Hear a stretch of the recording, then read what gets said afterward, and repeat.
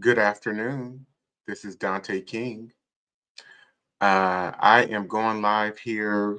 What time is it? It is about 5:15 or almost 5:15 on Saturday, April 26th. Um, I'm just waking up from a nap almost, so to speak. I've been at home resting finally. Um, so grateful for rest. Um, there is no replacement for rest. So I that is an ever uh, evolving practice for me, just trying to get enough rest. Anyway, I am going live right now, and as I began thinking about why I wanted to go live or what I was going to say, um, there were so many um, both converging as well as conflicting thoughts that I had about going live. And the reason that I had such conflicts or contentions, I would say, is because I never want to go live just for clicks and likes. I strive really hard to be very intentional about what I say, how I say it, and I don't want to um, ever offend anyone because I've continued to share with people, this is a calling for me. The work that I do, the work that I've done, um, I take it very seriously. So I am about to speak on this Shannon Sharpe situation, but I'm going to do it at a macro level and not necessarily focus so much on him because I believe that men like Shannon Sharpe, um, other such Black men that we've seen involved in situations here recently who have been both isolated in the conversation around sexual predation, um, such as R. Kelly, Bill Cosby. We see some things happening with Sean Diddy Combs. I believe that these are symptoms of a problem, of a larger problem that does not, certain problems are never addressed or have not ever been addressed in our culture. Um, and they are much larger than the people that we see being isolated and sidelined and targeted in this moment. So I'm going to begin this conversation with some facts.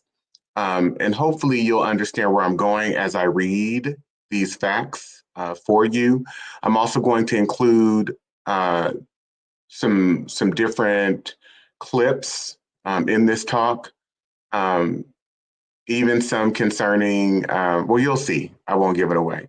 So the first thing I want to start off with is the reality that this culture um, has been founded upon and was founded upon sexual predation. I believe men who had very perverse sexual addictions, and that'll become very clear once you understand and wrap your head around some of the information that I'm going to share with you. But also sexual violence, which all of those things, sexual predation, sexual assault, sexual abuse, sexual addiction, all of those are iterations of violence. And I think that that has to be understood at the very basic level. So I think it's important to understand that under English common law, I'm just going to share some information. White men, English men, back in 1275, I believe, established a statute at Westminster, which established that it was legal to be able to marry girls as early as age 12 years old. The reason that that is important is because within the confines of the United States of America, that law remained intact, untouched for the most part, until roughly the 1880s, 1890s.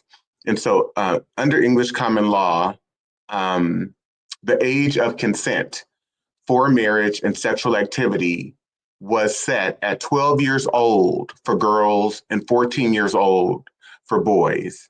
This standard was widely adopted in colonial America and persisted well into the 19th century. So again, until the 1880s and 1890s. Engagement before marriage. So engagement was set at even an even younger age with parental consent. So you had in the United States of America, girls being able to be engaged, before age 12, age 10, age 11, age 12, anything that if a young girl was coerced into engaging in sexual activity, let's say at age 10 and beyond, it was not considered rape.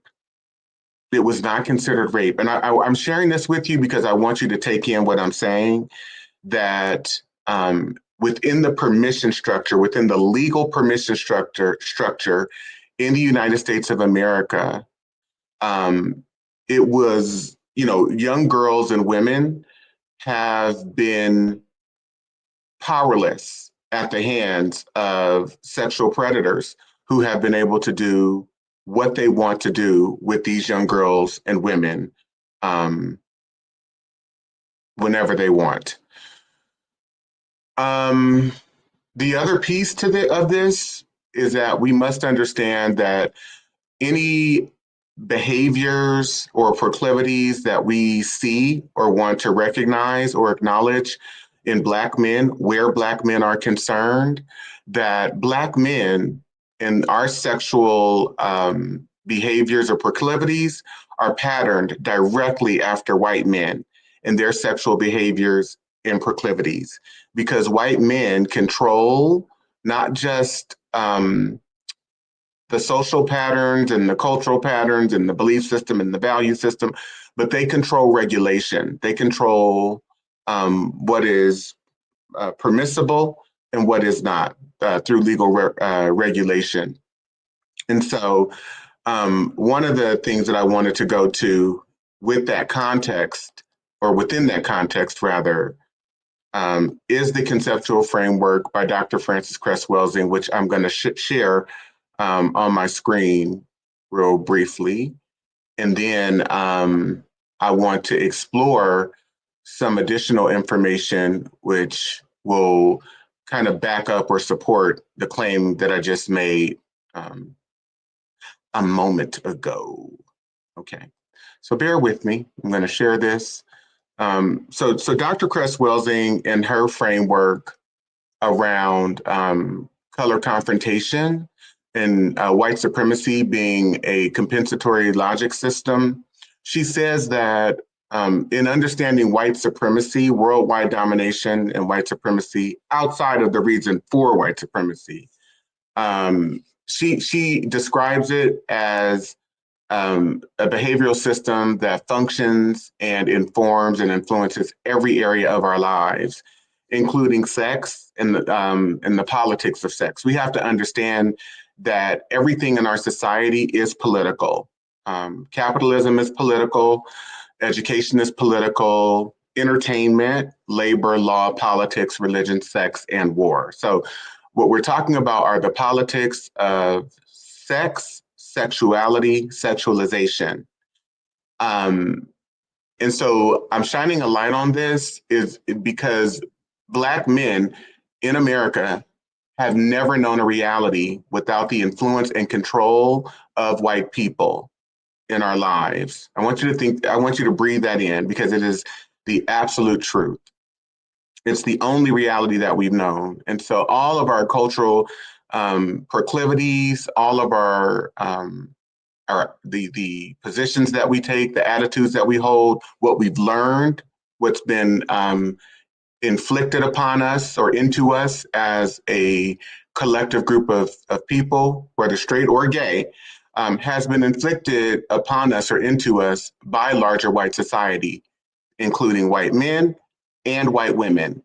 And so it is important for me to focus on this because Dr. Welsing, in what she says now, I'll just quote her. She says, white supremacy is a power system dynamic structured and maintained by persons who classify themselves as white, whether consciously or subconsciously determined. It consists of patterns of perception, logic, symbol formation, thoughts, speech, actions, and emotional response infused simultaneously into all areas of people activity, labor, entertainment, or education, including economics, education, entertainment, labor law, politics, religion, sex, and war. White supremacy's ultimate purpose is to ensure white genetic survival and prevent white genetic annihilation on planet Earth. Um, so I'm going to quote from Gregory Smithers' book, Slave Breeding, and you can also locate a lot of other information if you go directly to the slave narratives. And so he says, during the Great Depression, formerly enslaved African Americans shared their memories of Southern slavery with interviewers from the Works Progress Administration. Between 1936 and 1938, more than 2,000 former slaves from 17 states narrated their recollections of slavery. According to former slaves, slave breeding relied on the existence of plantation studs or bucks and breeding wenches. The language that some slaves used to represent coercive sexual acts was sensational, but it served an important narrative purpose. It reflected the moral depths that slaves believed, that Black people believed white men and women had stooped to in order to keep them enslaved. Julia Malone, for example, a formerly enslaved Black woman, remembered that her mother was a breeding wench. She claimed, my mammy was a big woman. Peter Brown insisted that slave masters prized fast breeders. So I want you to take that in. So you have a culture whereby white men are making and building their wealth by prostituting and pimping primarily Black women, by confining the institution of racial slavery to their uteruses, both by social and cultural practice as well as legal custom. So we understand the institution of slavery was legal. We also understand that you had courts ruling, for example, the Mississippi Supreme Court in 1859, that sexual intercourse and sexual activity was to be regulated by each owner of each plantation. And so the behaviors, the attitude that Black American people begin to develop, where the politics of sex or the activity of sex or sexual activity is concerned, is patterned directly after white people. It's what they're being groomed into, it's what they're learning. And so there's a sexual perversity that pervades US society that is directly correlated and dates back to Eurocentricity, Eurocentric laws, Eurocentric cultural customs, and the ways that white Europeans have gone about approaching sexual activity and their sexual proclivities. So, and there are also other books and resources that I point to in my book, Diagnosing Whiteness and Anti-Blackness. So I'm going to continue. Brown stated that his mother was a fast breeder, giving birth to 3 sets of twins. Steve Robertson reminisced about his father's sexual prowess, referring to the existence of plantation bucks. Robertson testified that the master picks the buck.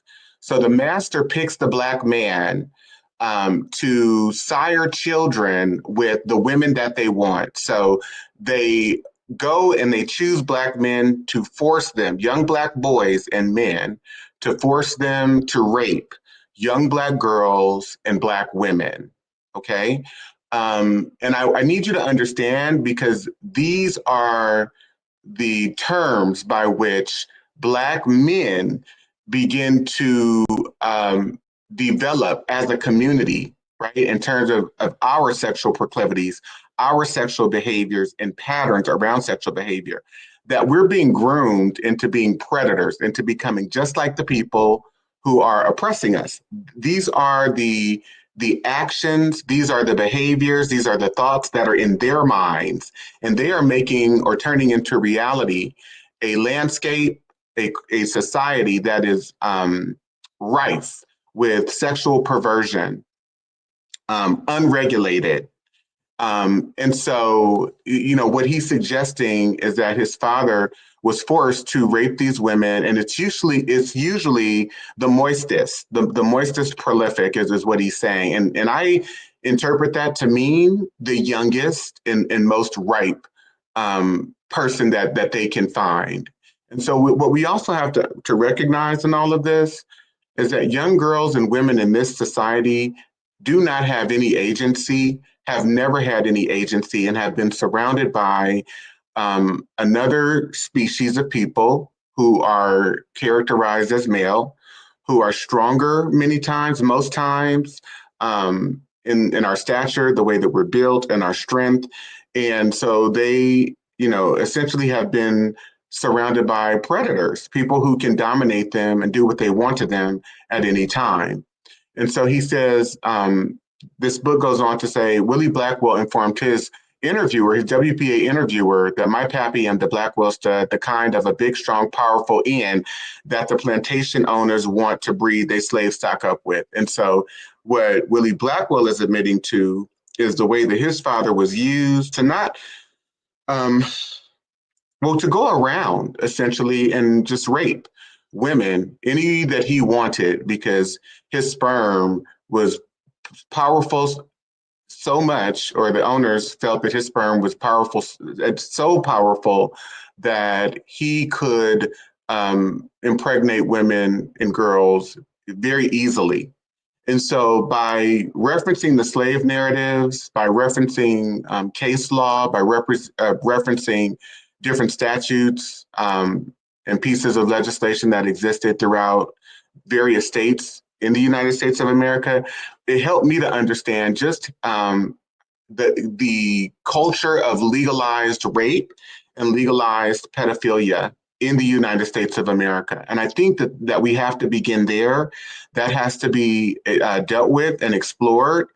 We even have President Thomas Jefferson saying, I know no error more consuming to an estate than that of stocking farms with men almost exclusively. I consider a woman who brings a child every 2 years as more profitable than the best man on the farm.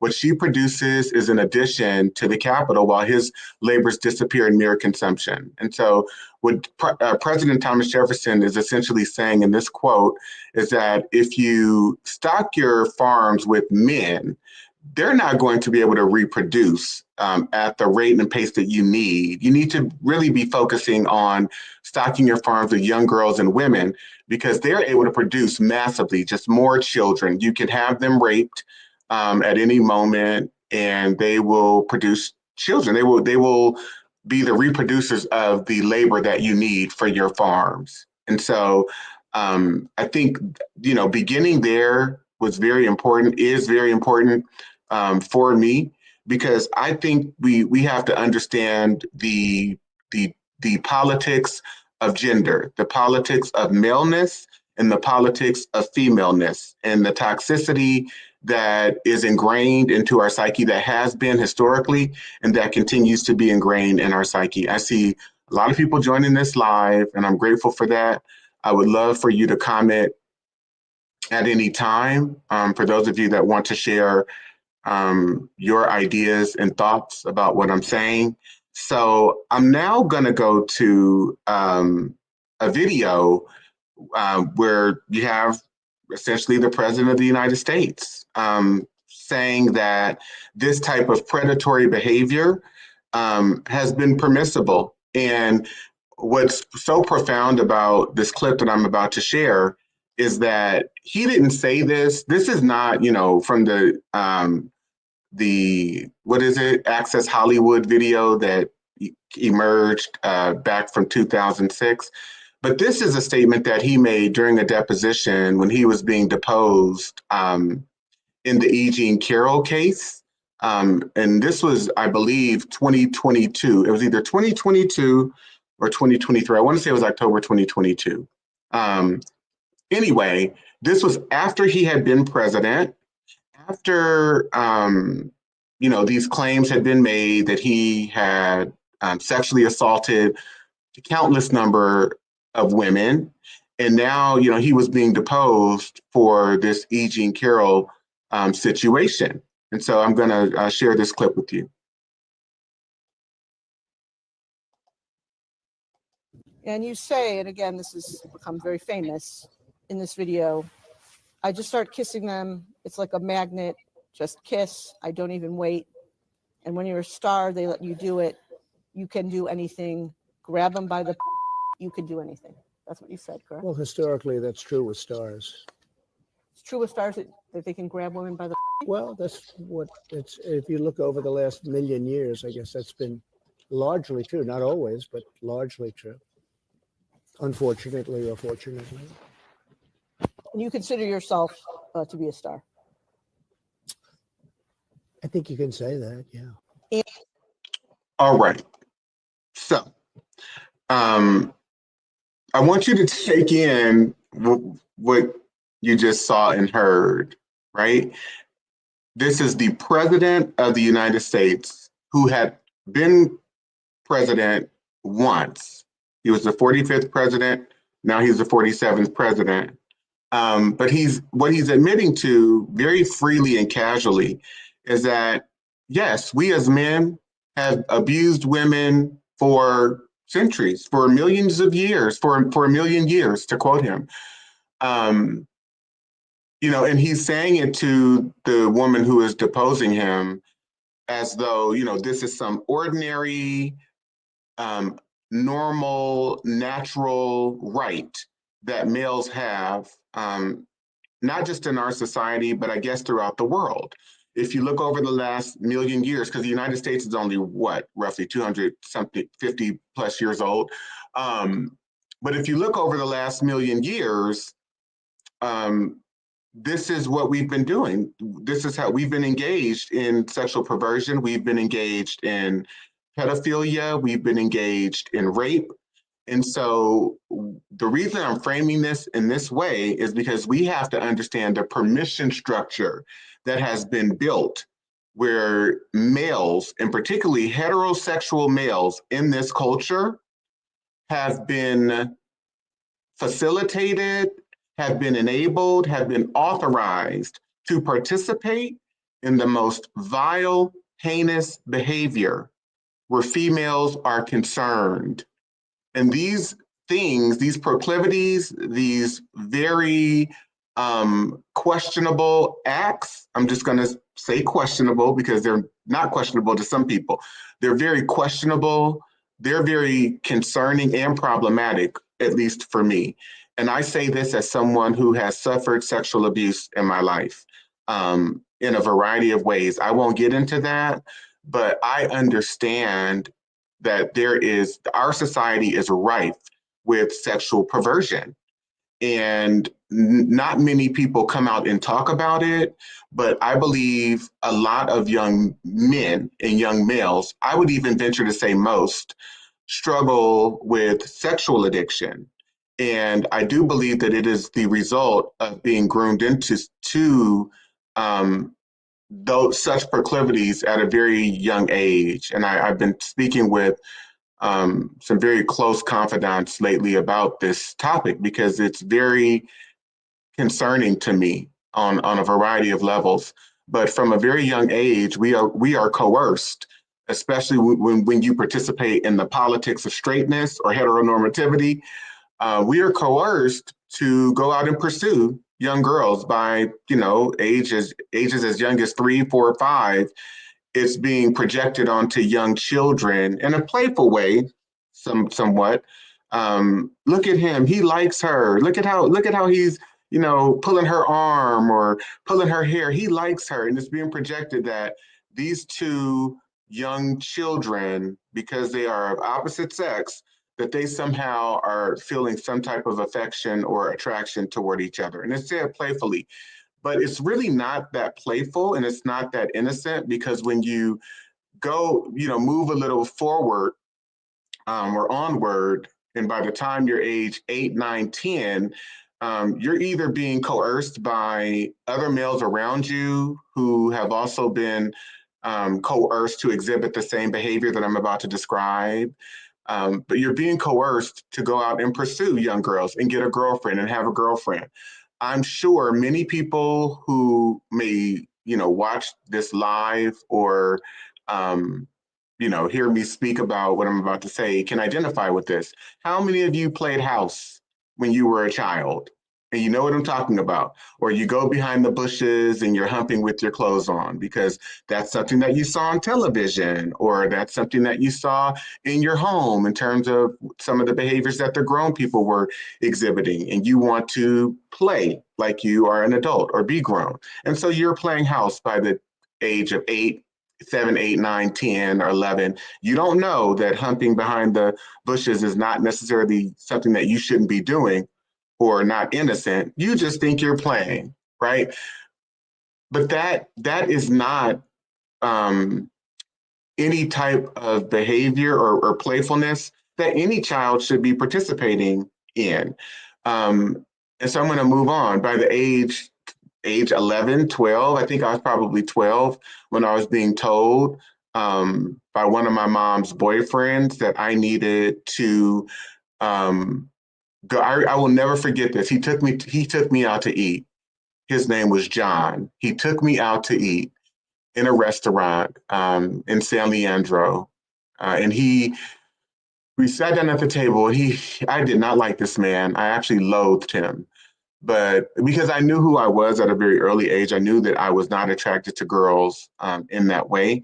I resented him. I resented how he acted towards women, how he behaved towards women, because I was aware of some of the things that he was doing in his life. Even when I at that age, during that time period. But he says, you can talk to me about anything. He had this sort of this machismo attitude. And he's telling me I'm probably, actually, no, I think I was either 10 or 11, because I don't think I was in junior high school yet. So I was probably 10 or 11. But he said to me, you can talk to me about anything. And the three things that he said that I could talk to him about were money, P, go with me, for those of who know what I mean by that, the P word, money, P, and women. So breathe that in. I can talk to you about anything, but those are the three topics that are up for you, that are programmed into your mind, or that are on your mind as you are taking the son of your girlfriend out to lunch to bond and connect with him. This is how you're going to connect with this 10 or 11-year-old child.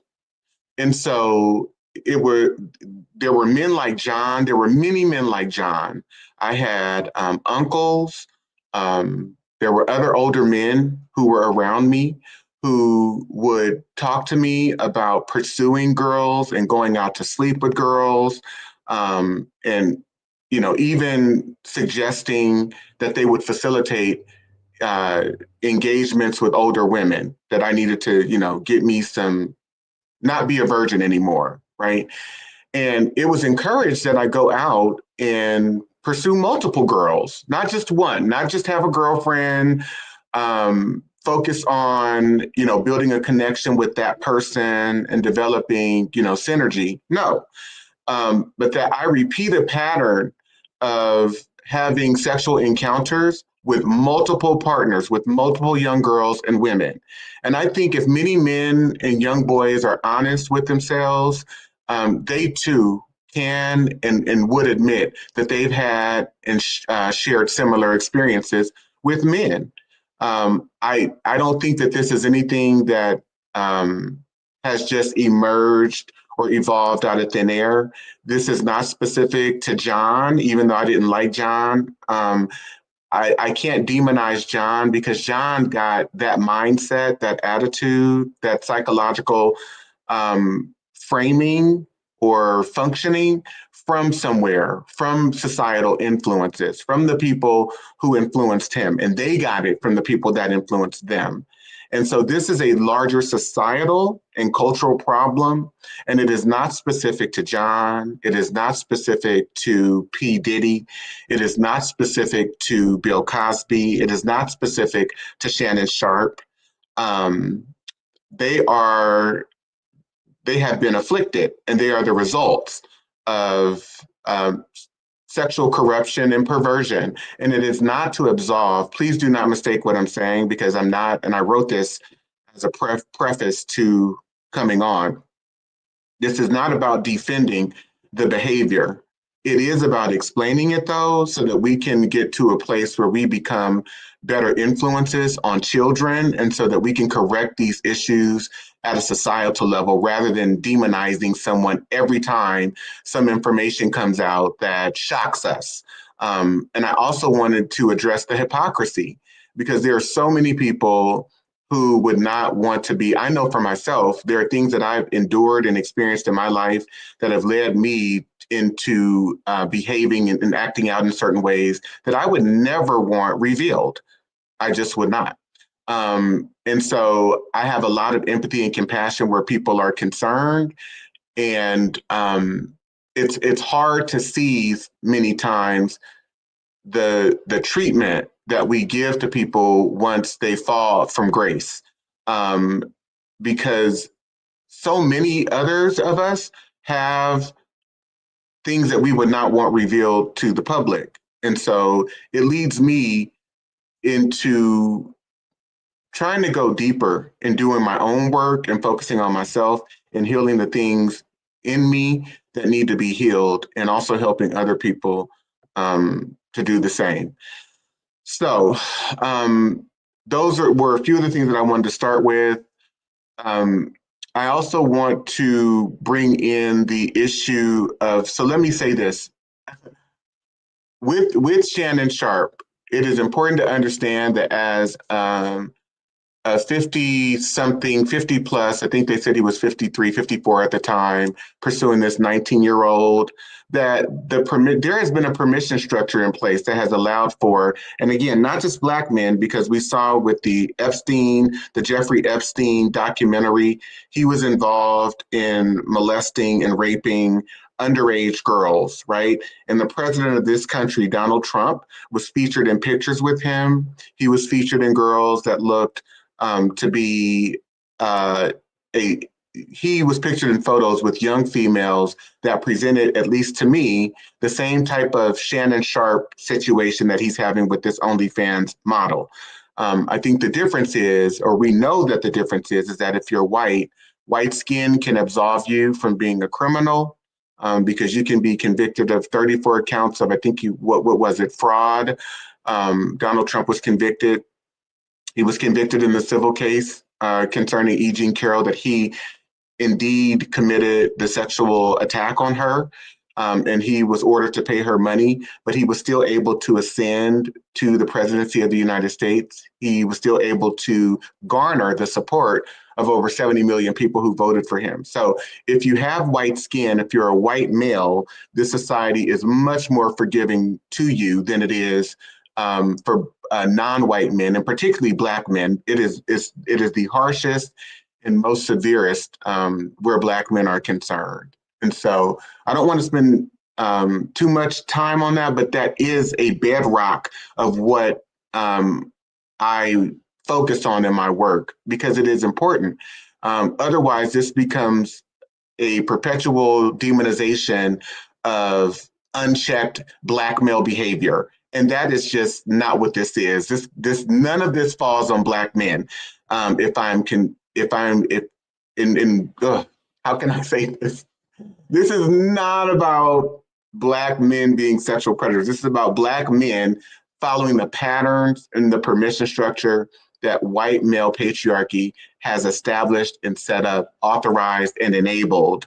And any and everyone in this society, if you have the maleness, if you have the power, if you have the influence, so to speak, you believe that you can participate in this type of behavior because that is what is grilled into you and infused into you at a very young age. And so it's not shocking to see what is happening with Shannon Sharpe. I feel bad for him because he is struggling and navigating a sickness that he never dealt with, that he never got to deal with. And it got the best of him before he could deal with it because his business is now out in the open in public. But what we are really seeing in these men, when we see these situations emerge, are people who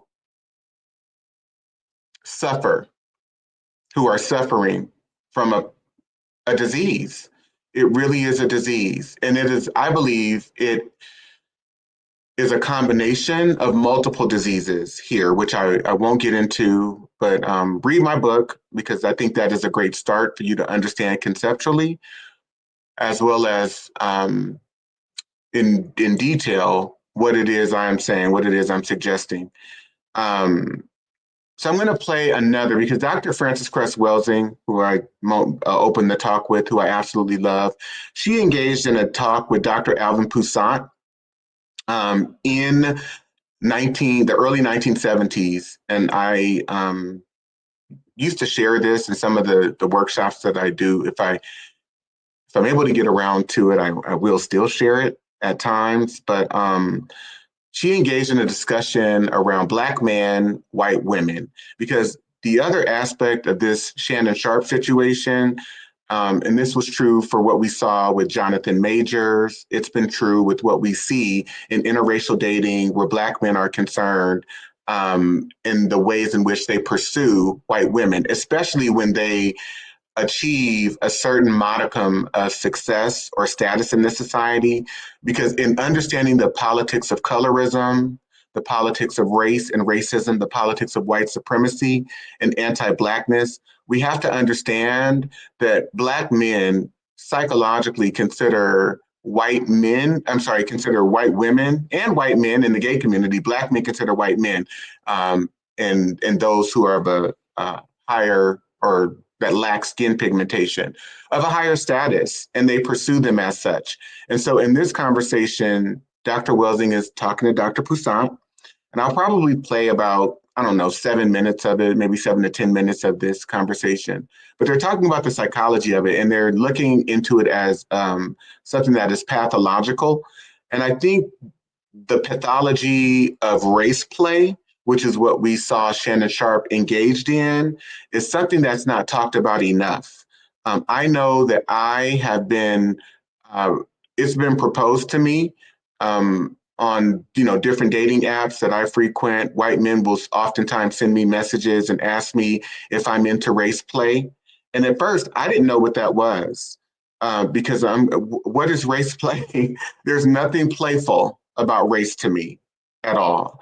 And so the fact that you can have these predators, these very vicious, predatory monsters just on the prowl, trying to act out their fantasies, their corrupted, perverted fantasies, where other people are involved that they've racialized, I think it is not only disgusting, I think it is extremely violent, extremely perverse and pathological. And it's something that also needs to be investigated. And so the pursuit, though, of white women or white men, if you're, let's say, a Black man that dates white men, or a Black woman or a woman of color that pursues or finds value and or status in white men or white women, that is also pathological too. So I appreciate part of what they are getting into in this discussion, and I'm going to share a piece of it with you. So here we go.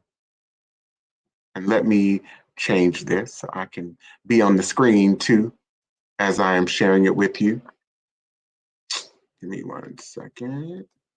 I'll actually do this.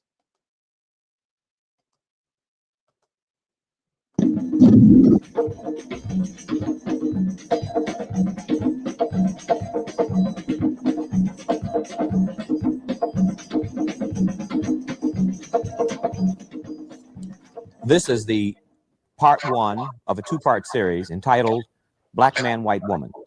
Significantly, it was not entitled Black Woman, White Man because in the last 10 years, the statistics indicate that there is a significant increase in relationships between Black men and white women and a significant decrease in relationships between Black women and white men. With me to discuss this very volatile issue are two leading psychiatrists, Dr. Frances Welsing, a member of the psychiatric department of the Medical College at Howard University, and Dr. Alvin Poussant, a psychiatrist, a member of the Medical College at Harvard University, and author of the well-known book, Why Blacks Kill Blacks. To begin with you, Sister Welsing, why do you believe, basically, Black men are becoming so significantly attracted to white women, or is it vice versa? I'd like to turn it around. I think, first of all, that white women are seeking black men first. Black men some are attracted to white women. And I don't think that we can understand this phenomena unless we understand really what is the larger dynamic that is occurring, not only in this society, but in the world at large. And the way that I look at that phenomena is that, number one, we are living within the context of a system of white supremacy, which is my definition of racism. Racism is a worldwide system of white supremacy, domination, and control. And all of the behavior that we see all over the world, whether it's the behavior of the black woman, the white woman, the black man, or the white man, is occurring within the dynamics of this system. And we can understand what is happening as far as the white woman, black man relationship and why that is on the increase. I think if we understand the need for the system to remain intact. But Francis, Okay. you don't think that the black man has a special attraction toward the white woman? Oh, in yes, he America? does. Yes, he does. Why is Because Well, he has been programmed historically to feel that, first of all, this is the woman who is the woman in the world. And this is a thing that has been denied him, in terms of, let's say, male-female relations or sexual partners. The black man, at least in this area of the world, has been told historically, you cannot touch this woman. And so at that level of social dynamic programming, yes, the black man has always felt, well, this is the one thing that I have been denied in this society.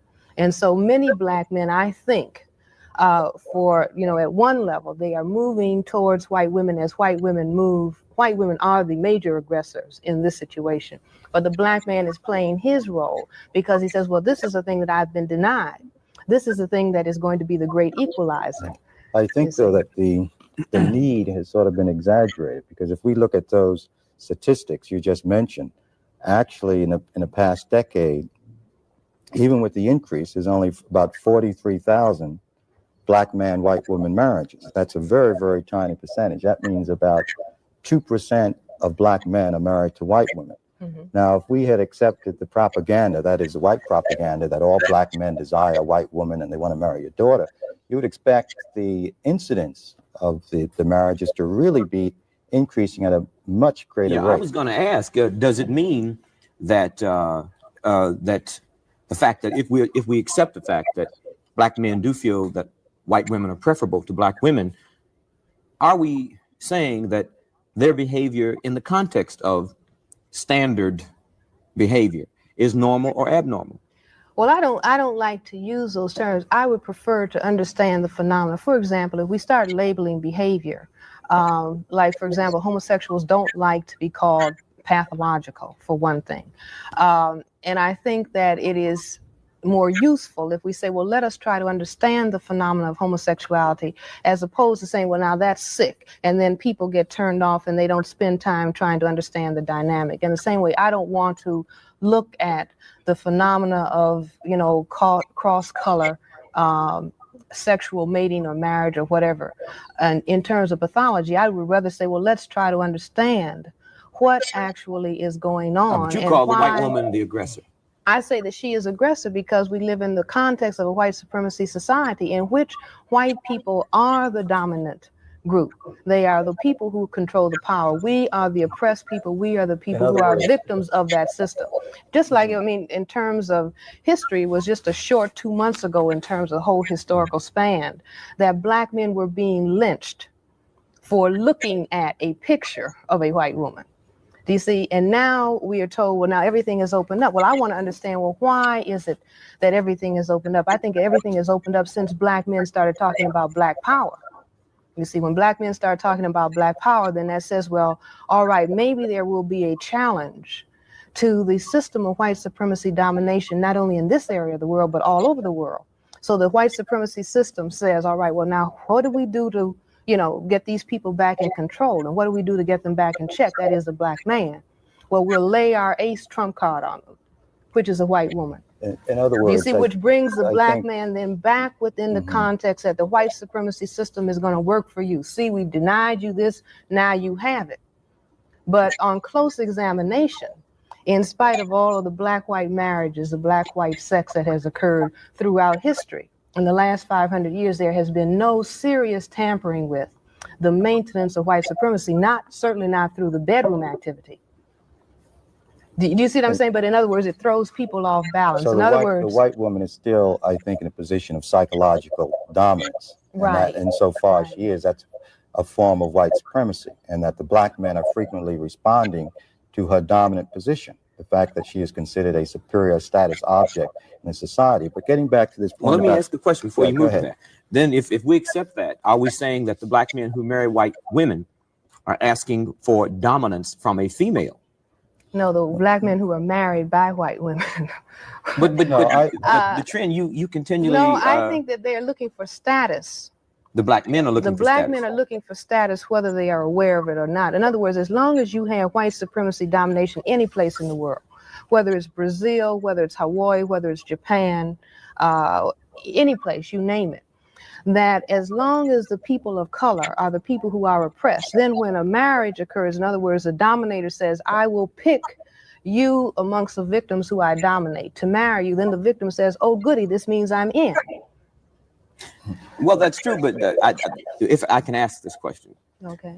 it seems the way you are framing your analysis that the almost total blame, if we can use that word, for interracial marriages is because of one, white society vis-a-vis white supremacy, Seeking to maintain itself. and two, white women being the aggressors. You seem to be saying, and I'm asking a question, that black men are just blameless and they're sort of like the victims of something that they have no control over, or that they have no need to be married to a white woman for some perhaps pathological basis. No, let's say, for example, if you set up the conditions for the development of a sadomasochistic relationship, then the masochist as well as the sadist is a part of that relationship, and they are playing roles that they have been conditioned to play. In other words, a person who is a masochist seeks out the sadist because then they could play their sort of dual game, their mutual reciprocity together. Now, within the dynamic of the system of white supremacy, you have, for example, many of the white women who are with black and other non-white men are actually, I believe, having a dialogue with white men.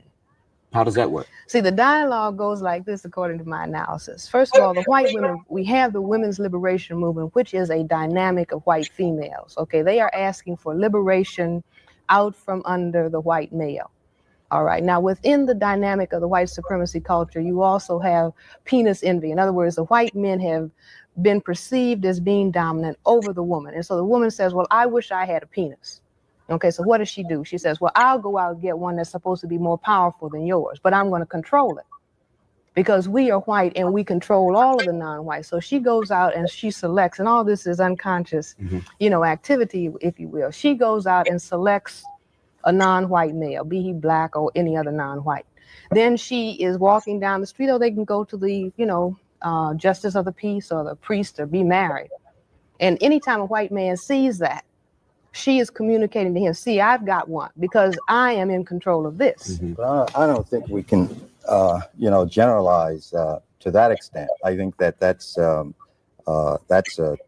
theory. But it's getting back to the question when we present arguments that way is whether the relationship between black men and white women are pathological.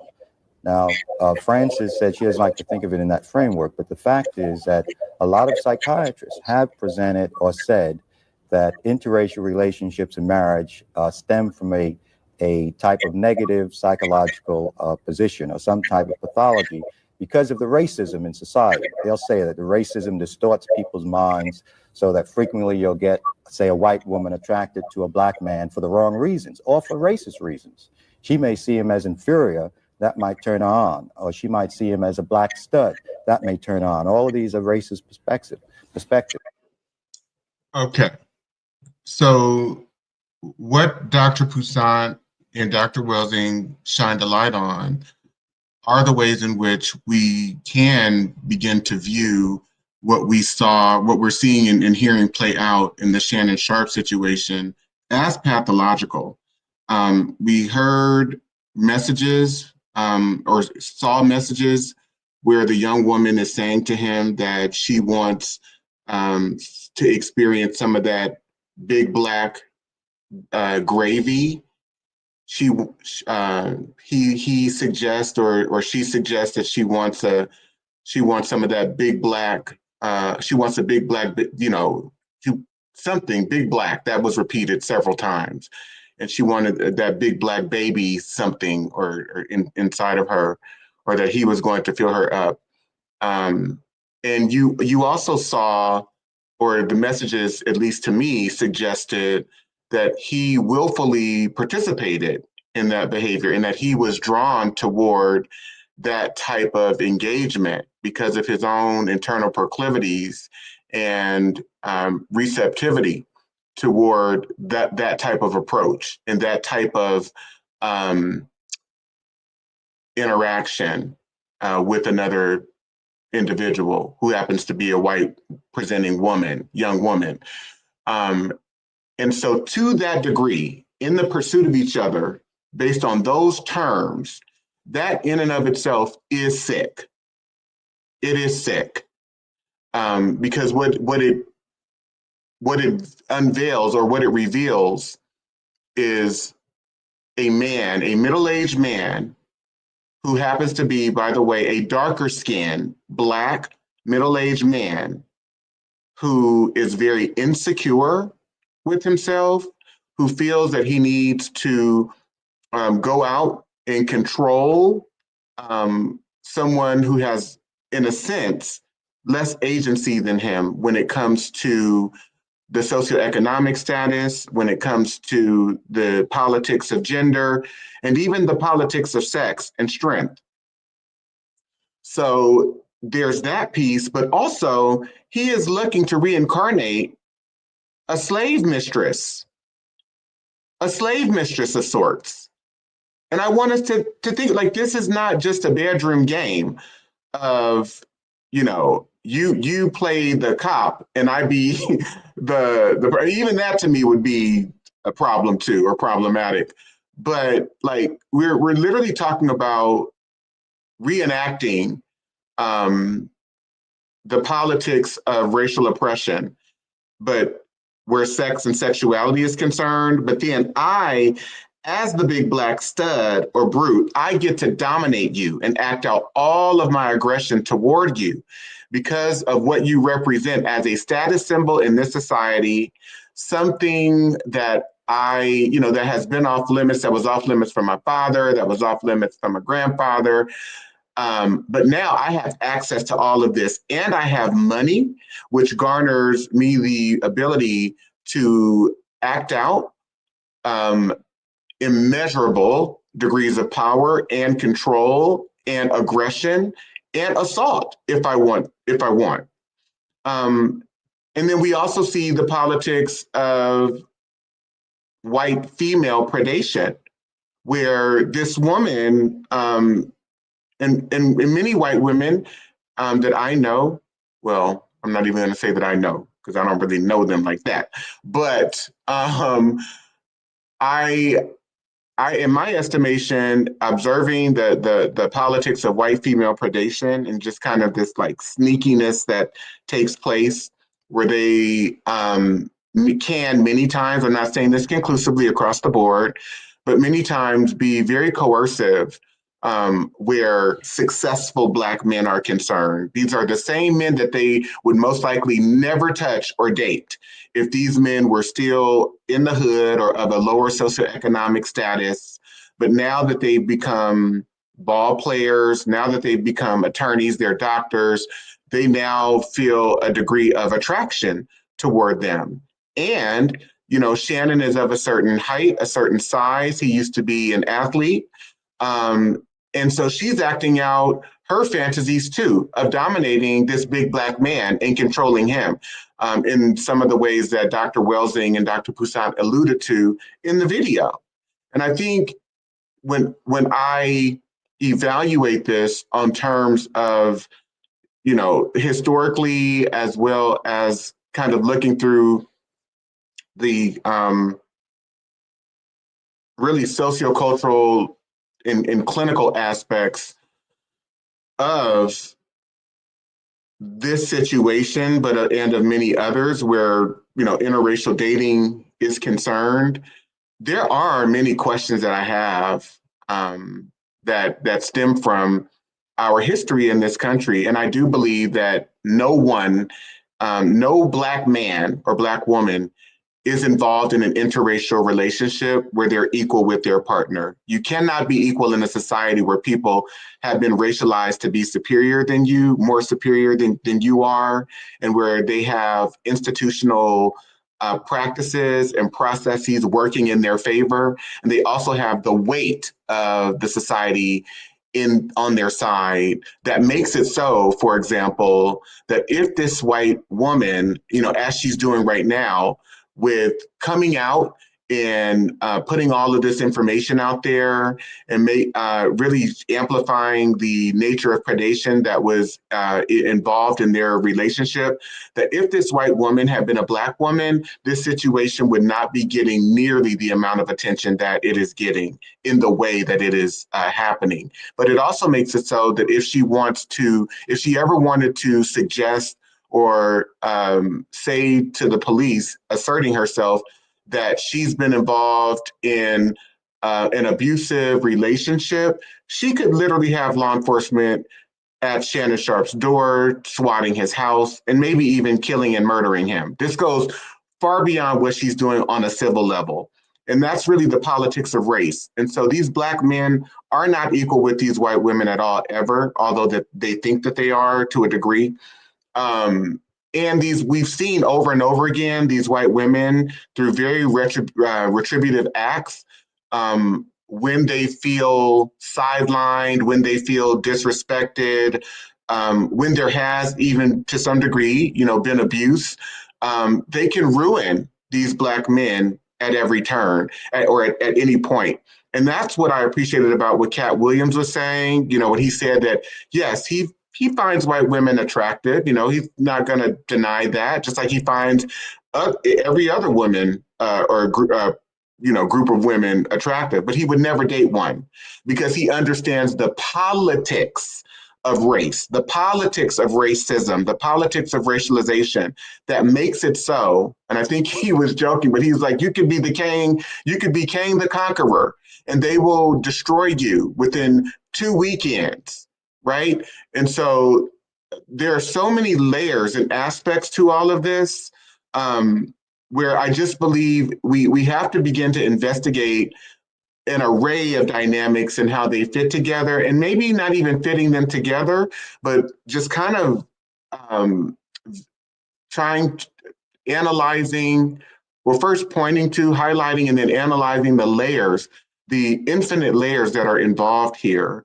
But it also requires degrees of honesty that I don't believe most people are willing to admit to and be honest with themselves or others about.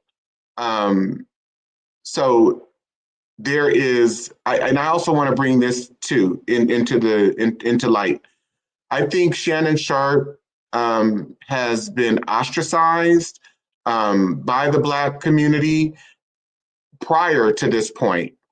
And I'm not going to say the Black community as a whole, but maybe where he grew up. But I would say the majority of the Black community too. And here's why. Because when we talk about internalized anti-Blackness, we're talking about the internalization of oppression from belonging to a group of people that have been demonized and positioned as the permanent underclass in this society. And so on the value scale, Blackness as a measure of value has been designated to lack value, to not have any value at all. And so there is a pursuit by Black people to move as far away from what it means to be Black or being Black as possible, while also, and this is where the psychosis comes in, while also claiming to be pro-Black or to be proud, to be Black and proud. But what is very interesting, and this is what Dr. E. Franklin Frazier is pointing out in his book, Black Bourgeoisie, which I reference a lot, is that the model for Black progress or Black improvement is the same model for white improvement. And so what it means to be Black and educated, what it means to be Black and successful, what it means to be Black and accomplished, means that you want to become more like white people, because everything that is situated and contained within the progress framework or progress model or structure has been established and set by white people. And so Shannon Sharpe has had to deal with not only navigating his own internalized anti-Blackness, where the conception of Blackness or the concept of Blackness is concerned, but he's also had to deal with, I'm sure, colorism, because he's a darker skinned Black male, and featureism. And there's a video, and texturism having to do with hair. So featureism, he has a pretty wide nose, so having to do with Afrocentric features is what I mean. There's a video of Terrell Owens, and I wish I would have found it before I came on here, but where he's admitting to how he was demonized by Black girls growing up who did not want to date him.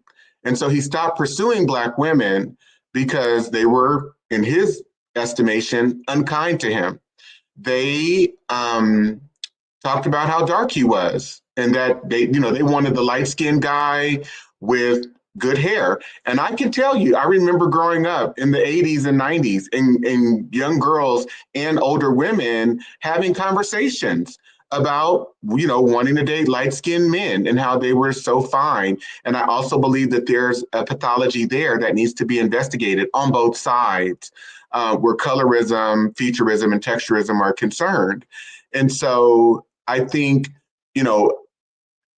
deeming non-Black people, whether they be Eurocentric Latina people, Eurocentric Indigenous people, or more ambiguous non-Afro-Latino, non-Afro-Indigenous, non-Afro-American people, where they are concerned, there's this pursuit to gain status. And one of the ways to do that is to seek out a partner who is not Black or who does not look like they are traditionally Black. And if you do happen to pursue a partner who is Black, that they must be of a certain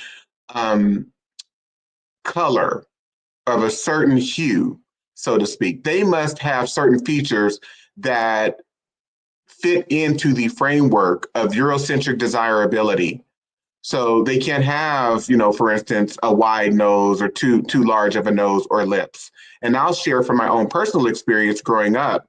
I was teased by a lot of Black children growing up for having full lips. And I was called big lips, just most of the time I grew up, most of my life. So there is this demonization that takes place in the Black community too, that we want to pretend like it's not there, and we want to project that, Black men should feel safe dating Black women, or Black women should feel safe dating Black men, when also Black men demonize Black girls and Black women and talk about their hair texture, talk about their hair length, talk about their features, talk about the way that their bodies are shaped. So there's this demonization on both sides that takes place, that is the result of internalized anti-Blackness, that is the result of internalized white supremacy, that I also believe drives a behavior. And it drives this what I'm terming in my book, or framing in my book, as a psychosis, where we are in direct conflict with what we say we value, what we say we love. And yet that's not necessarily acted out when we examine how these dynamics ensue and how they function within the larger context of the Black community, as well as larger society. And so the other piece to this is, and I'm going to end with this because I don't want to be on here all night. I could literally be on here all night, but I don't have all night. There is this very ill variable that I see and have also encountered and experienced firsthand within the female community. I'll just say the female community. I'm not going to isolate Black women in this so much, or Black girls, but that's who I grew up around. So that's, what I can point to, and that's who I'm most familiar with, because I've never entertained dating a non-Black person, whether they be male or female. What I will say, though, is that there is what I believe, we hear many times the term toxic masculinity, and I don't believe it's toxic masculinity, because I believe that masculinity, just as femininity, these are varying energies per se that are shared across the spectrum of maleness and femaleness or humanity, right? I have certain masculine tendencies that I act out, and I also have certain feminine tendencies or a feminine energy that I carry. And I see that inherent within all of us, although there are many men who may want to deny what I'm saying. But the reason that I'm bringing this up is that what I believe people are really pointing to is a toxic maleness that is really more so located and infused into heteronormative maleness. Just like there's a toxic femininity that is infused into hetero femaleness in genderization, because there is the way that gender functions is to just like the way that race functions, is to organize people not just into categories, but into categories that are assigned specific roles and behaviors that you should act out versus not act out. And I think that being someone who is homosexual and being a member of the gay community, I have experienced many, many, many, many, many more freedoms and flexibilities in expressing myself, expressing my emotions,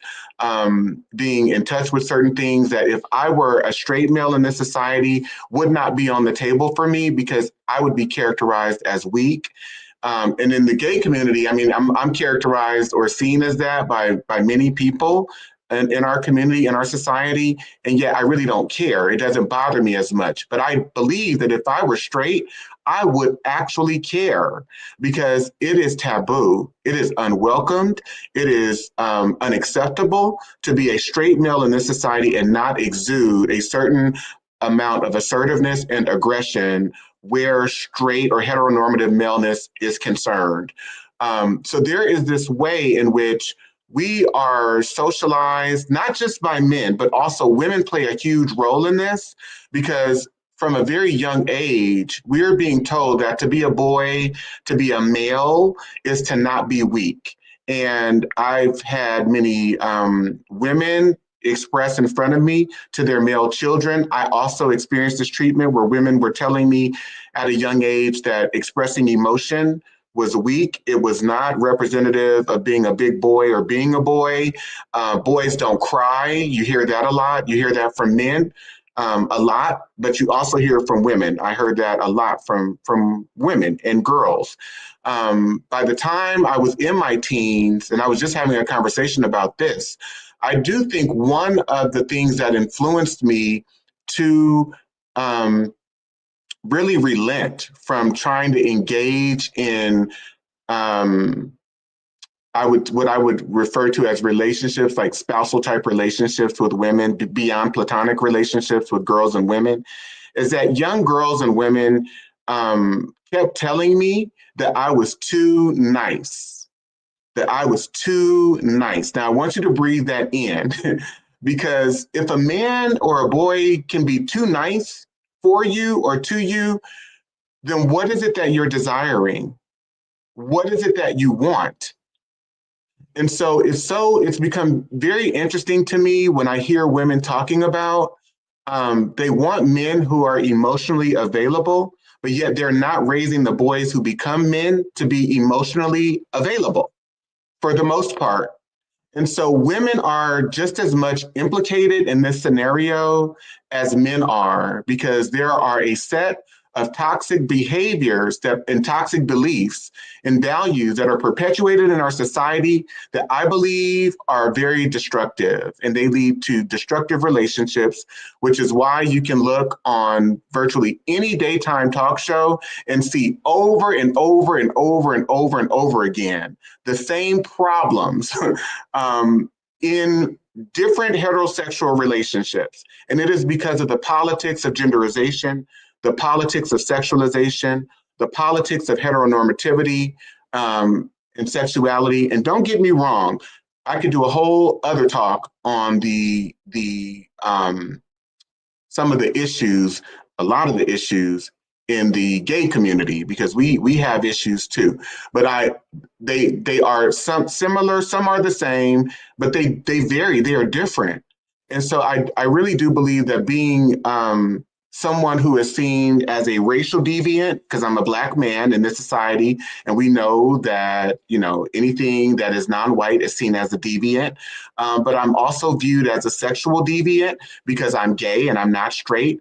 That sets me up to be somewhat of a witness. I'm not claiming to be an expert per se, but it sets me up to be a witness. And I really have attempted and tried to think about these things in a very responsible way, and also in a way that is critical, extremely critical, and non-punitive. Nothing that I'm saying here today should be viewed or taken or felt as punitive, because that is not my intention as well. It is just to try to bring light to and explain and share some of the thoughts that I've had seeing, you know, how our current day society is functioning and operating, and what I hear every day from people that I'm in touch with, as well as various podcasts that I tune into, and other programs that I watch. And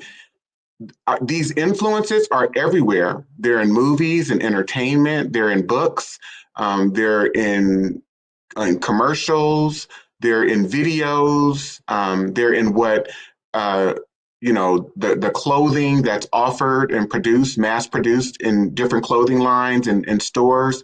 The politics and the economics of sexuality and sexualization are huge. And I just think if we as a society are going to ever be able to heal and be the moral people that we say that we are or want to be, we really have to come clean with ourselves and the ways that we function in this culture, and also investigate the influences that have influenced not just us as individuals, but our families, the groups that we come from. For example, I am clear that the instances of pedophilia that occur within the Black community are the direct result of the ways in which white men and women infused pedophilia into our community, into our families. The ways in which rape happens in this culture. We have a whole cultural framework of legalized rape dating back to the colonial period, and then lasting for hundreds of years in this country. And so that set both a permission structure and a behavioral structure in a behavioral context, behavioral orientations, whereby just because the laws are no longer in place and permit people to do these things, these are passed down by custom. This is what has been enshrined into people's families, into the larger society as a whole. And so there is no legislation that will come along and root out things that have been programmed in psychologically and behaviorally.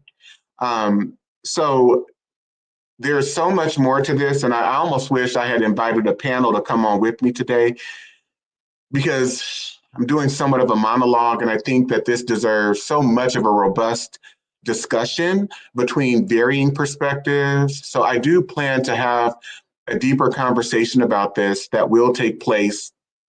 I'm thinking maybe within the next few weeks or so. Maybe June. I don't know. It just depends on my schedule. Like I said, I'm very busy right now.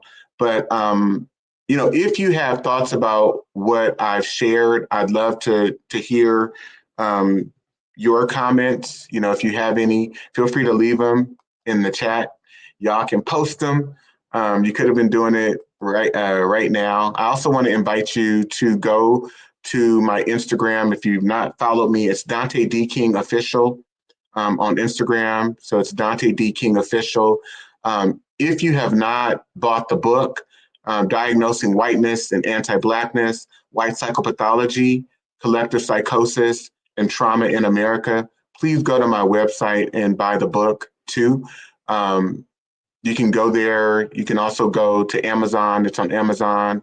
You can go to barnesandnoble.com. You can order from Barnes and Noble. You can go to Marcus Books. Marcus Books, which is the oldest Black-owned bookstore in the United States, dating back to the early 1960s. And you can buy the book from Marcus Books. Contact Blanche at Marcus Books and tell her I told you that you could get the book from Marcus Books. So I hope I don't want to say that I hope you've enjoyed, what I've shared and brought to you here today, but I hope that it's helped you to think about, where we are as a society differently and how we really need to support and begin to address people who are struggling right now. And I'm not talking about necessarily Shannon Sharpe or P. Diddy, but I'm talking about children who are being socialized, young boys and young girls right now who are being socialized to repeat the same behaviors that we see having happened in the Shannon Sharpe situation, in the Jeffrey Epstein, Donald Trump, right? Donald Trump says, we've been predators for 1,000,000 years, right? So the culture, the design of the culture is predatory, it is violent, it is abusive. And the sooner we deal with that, the sooner we can begin to really influence each other in a more positive manner. And we can raise children who will deal with each other responsibly, regardless of what their gender is, regardless of what their sexuality is, but that can garner healthier relationships that enable them to respect and regard each other with tremendous value. So anyway, thank you so much for joining me today, for staying with me. As always, I love you. Get your rest, get your rest, get your rest. See you soon.